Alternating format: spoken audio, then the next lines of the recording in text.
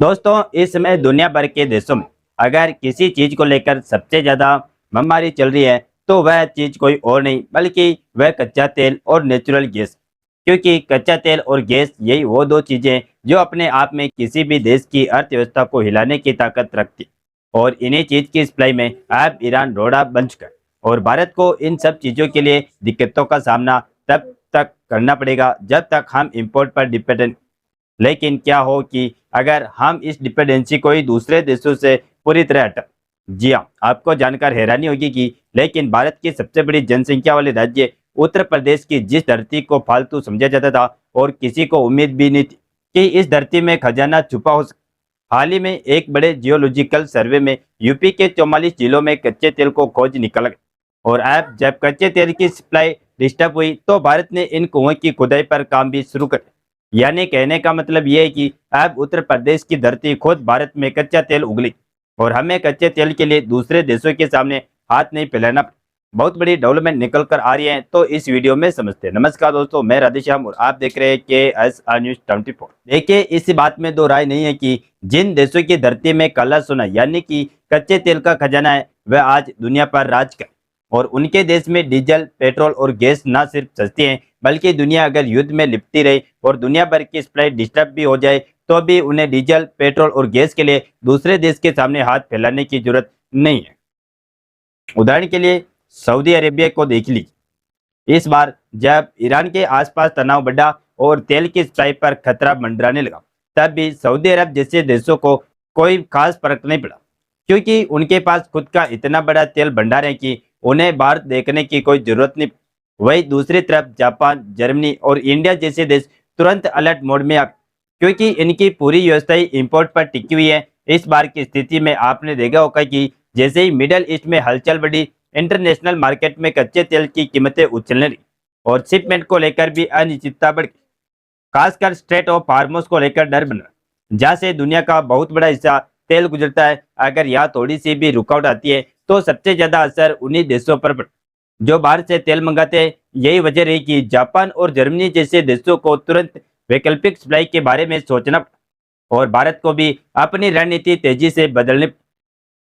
क्योंकि supply disturb होने से एक्सपर्ट का अनुमान है कि कच्चे तेल की कीमत $150 प्रति बैरल तक पहुंच जाएगी। आप जरा भारत की मजबूरी को और मौजूदा हालात को जोड़कर सुनिए। पहले भी कई बार ऐसा हुआ जब भारत को महंगे दामों पर तेल खरीदने के लिए मजबूर होना पड़ा, लेकिन इस बार भारत ने पहले से थोड़ा बेहतर तैयारी की है। अलग अलग देशों से तेल खरीदना, रूस जैसे विकल्पों को जोड़ना और सप्लाई को डाइवर्सिफाई करना, यह सब कदम उठाए।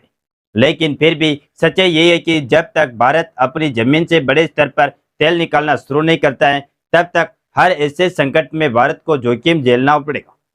इसीलिए जब हाल ही में तेल का संकट बड़ा होने लगा तो भारत ने अपनी धरती में तेल खोजना शुरू कर और तेल खोजने के लिए जियोलॉजिकल सर्वे किया गया। उसमें सबसे बड़ी सफलता उत्तर प्रदेश में, क्योंकि कोई एक या दो जगह पर नहीं बल्कि उत्तर प्रदेश के करीब करीब 44 जिलों की धरती में कच्चा तेल मिलने के संकेत। और कई जगह पर खुदाई शुरू हो गई तो कई जगह पर ड्रिलिंग पूरी करने के बाद तेल की तलाश भी शुरू हो चुकी। यानी साफ है कि अब बात सिर्फ कागजों तक सीमित नहीं है बल्कि जमीन पर असली काम शुरू हो चुका है।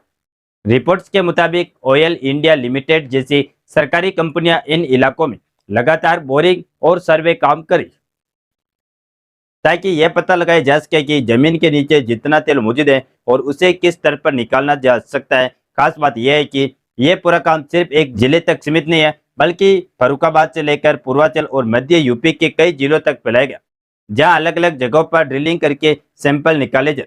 यानी अब सिर्फ अंदाजा नहीं लगाया जा रहा है बल्कि वैज्ञानिक तरीके से यह जांच हो रही है कि कहां से वास्तव में कच्चा तेल निकल सकता है और किस जगह पर उत्पादन शुरू करना सबसे ज्यादा फायदेमंद है।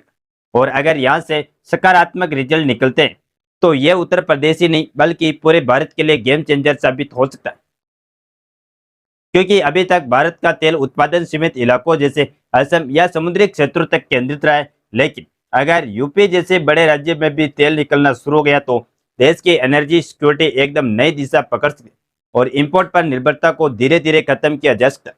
और भारत के लिए उत्तर प्रदेश की धरती में कच्चे तेल की खोज किया जाना इस समय हमारे लिए कितनी बड़ी बात है, इसका अंदाजा आप इसी बात से लगा सकते हैं कि राउटर्स की कैलकुलेशन रिपोर्ट की माने तो अभी के लिए जिस रूस से हम सबसे ज्यादा कच्चा तेल खरीदते थे, उसी रूस की क्रूड ऑयल सप्लाई 40% तक रुक चुकी है और इसको biggest oil displacement in history का नाम दिया जाए, क्योंकि कई ऑयल रिफाइनरी में आग लगाकर इस समय हमलों के भी जला दिया जा रहा है। अगर आपको लगता है कि हम कच्चे तेल और गैस के मामले में आत्मनिर्भर नहीं हो सकते हैं, तो आप ये समझिए कि अगर हम पहले के समय की बात करें तो आज़ादी के बाद लंबे समय तक भारत लगभग पूरी तरह बाहर के तेल पर निर्भर था।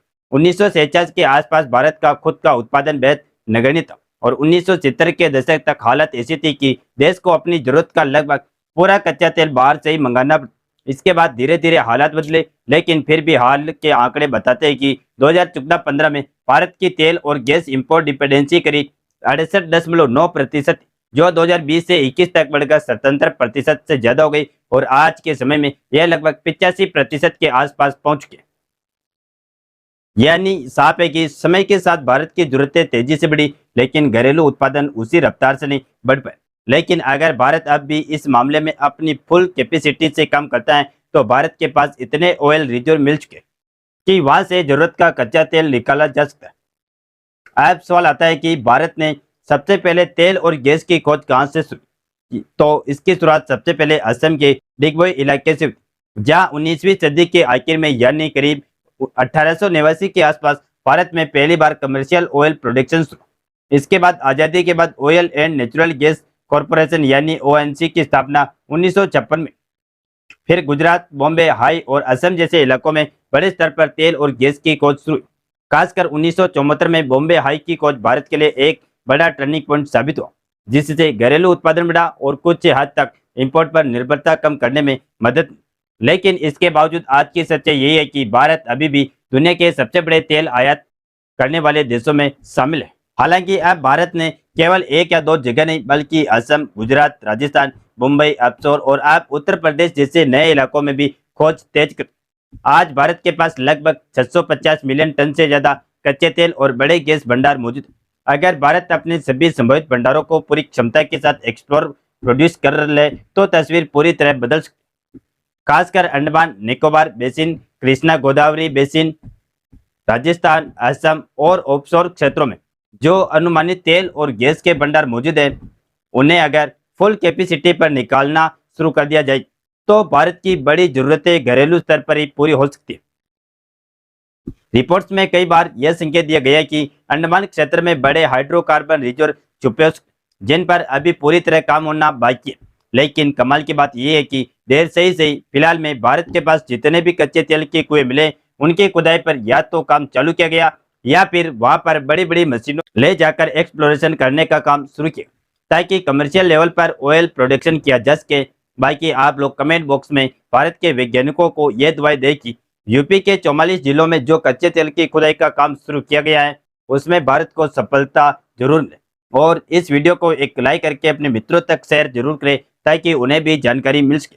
इसी तरह और भी नॉलेजेबल वीडियो देखने के लिए हमारे चैनल KSR News 24 को सब्सक्राइब करके बेल आइकन को ऑल पर जरूर सेलेक्ट करें।